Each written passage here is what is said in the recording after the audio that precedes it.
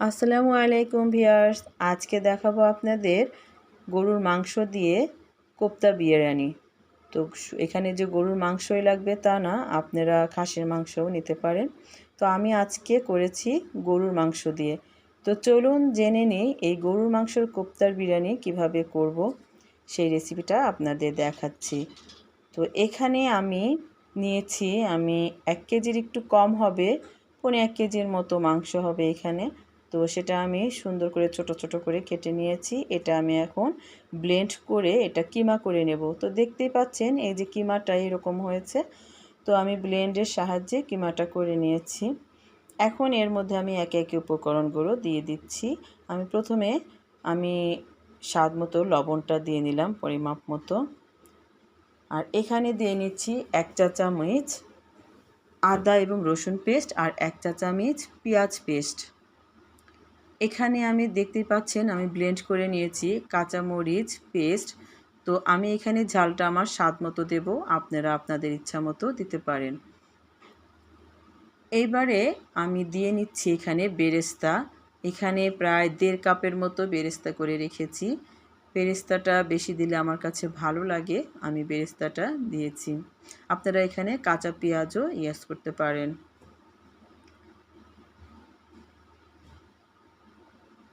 আর এখানে দিয়ে নিচ্ছি, এখানে আমি এক ধরনের মশলা তৈরি করেছি।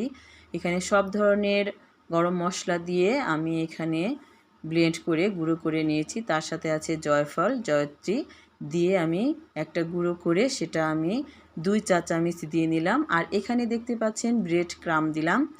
তো এই ব্রেড ক্রাম্বটা আমি দিয়েছি 1 কাপ পরিমাণে, যে কাপটা বড় সাইজের সেটা আমি ব্যবহার করেছি এখানে। তো এইভাবে ভালোভাবে আমি সব কিছু মিক্সড করে এভাবে গোল গোল করে বলের মতো করে আমি এটা কোপ্তাটা রেডি করে নেব। এখানে কিন্তু আরেকটি বিষয়, এই রেডি করা কোপ্তাটা অর্থাৎ গোল গোল যে বলটা করে রেখেছি এটা কিন্তু তেলেও ভাজতে পারেন, আবার আমার মতো এই রেসিপিটা করে নিতে পারেন। তবে আমার মতো এই রেসিপিটা করে নিলেই সবচেয়ে আমার যেটা মনে হয় ভালো লাগবে ভাজির চেয়ে। তো দেখুন এইভাবে বলগুলো সব রেডি করে নিয়েছি। এখন চলুন এর উপকরণ কি কি হবে এই কোপ্তাটা করতে। তো দেখুন এখানে আমি ঘন লিকুইড দুধ নিয়ে নিয়েছি। এখানে আমি দুধ নিয়েছি কিন্তু 3 কাপ। এখানে আমি দিয়ে দিলাম কিশমিশ, আমি চিড়ে দিয়েছি।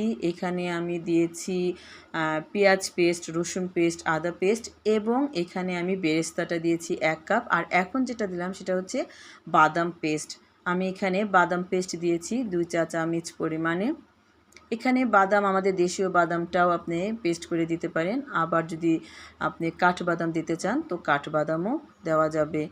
আর এখানে আমি স্বাদ মতো লবণটা ব্যবহার করলাম। লবণ আমি খুব কমই দিয়ে নিলাম, কেননা যে কোপ্তার মধ্যে লবণ আছে।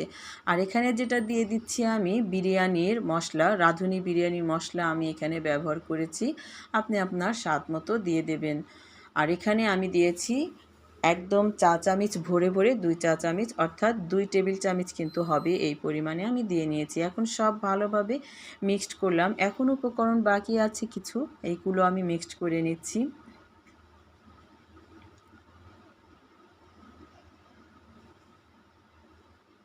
এখন এতে আমি তেল দিইনি, কিন্তু এখন দেখুন আমি তেল দিয়ে নিচ্ছি। তো এখানে আমি তেল কমই পরিমাণে দেব, কেননা যে আমি তেলটা দিয়ে এবং ঘি দিয়ে আমি চালটা ভাজবো, যার কারণে এখানে কম তেল ব্যবহার করলাম।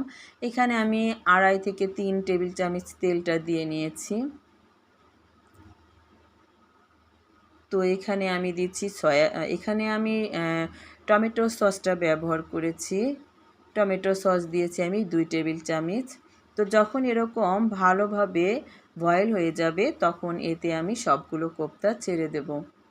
তো দেখতেই পাচ্ছেন এখন আমি কোপ্তাটা নাড়বো না, এরকম বলক যখন আসবে তখন আমি কোপ্তাটা নাড়বো। আর হ্যাঁ, আর যদি আপনাদের একটু পানির প্রয়োজন পড়ে আপনারা দিতে পারেন। দেখুন কোপ্তাটা ঠিক উপর থেকে নাড়া যাবে না, তাহলে ভেঙে যাবে। নিচ থেকে জাস্ট আলতোভাবে এইভাবে একটু নাড়াচাড়া করে 5 মিনিট আমি এটা রান্না করে নিয়েছি। দেখুন এই যে রান্নাটা হয়ে গিয়েছে। এমনভাবে বলক আসলে আপনারা সেটা নামাতে পারেন, অর্থাৎ চুলাটা বন্ধ করে দেবেন। তারপর অপর পাশে আমি যেটা করেছি সেটা হচ্ছে আমি তেলের মধ্যে আমি এখানে পেঁয়াজটা হালকা ভেজে নেব। এতে আমি ব্যবহার করব 1 টেবিল চামচ পরিমাণ ঘি। এই ঘিটা আপনারা পরেও দিতে পারেন, এখনও দিতে পারেন। তো আমি ঘিটা ব্যবহার করে এখন এতে আমি চালটা ছেড়ে দেব একে একে। চাল ভালোভাবে আমি তেলের সঙ্গে ঘির সঙ্গে ভালোভাবে একদম ঝরঝর করে ভেজে নেব। তো দেখতে পাচ্ছেন এই যে চালটা দিয়ে দিয়েছি। এখন আমি এটা খুব ভালোভাবে অনেকক্ষণ একটু ভাজা ভাজা করে নেব।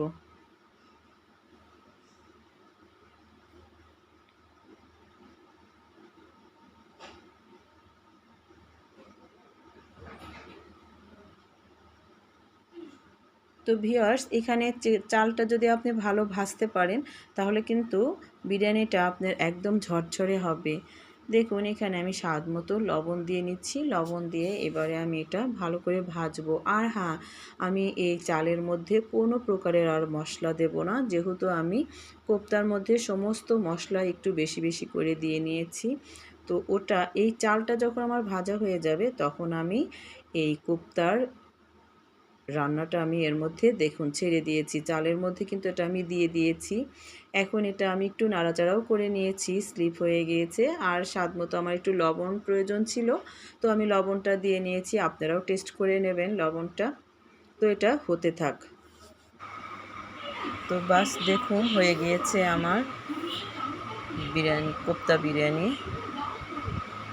তো দেখুন কতটা ঝরঝরে হয়েছে। তো আমি কিন্তু এখানে পরিমাপ মতো পানিটা দিয়ে নিয়েছিলাম। আপনাদের যতটুকু লাগে পানি দিয়ে নেবেন, কারণ কোপ্তার ঝোল দিয়ে কিন্তু বিরিয়ানি রান্না করা শেষ হবে না, একটু পানি অ্যাড করতে হবে। তো ভালো লাগলে অবশ্যই আমার চ্যানেলটি সাবস্ক্রাইব করবেন। থ্যাংক ইউ সবাইকে।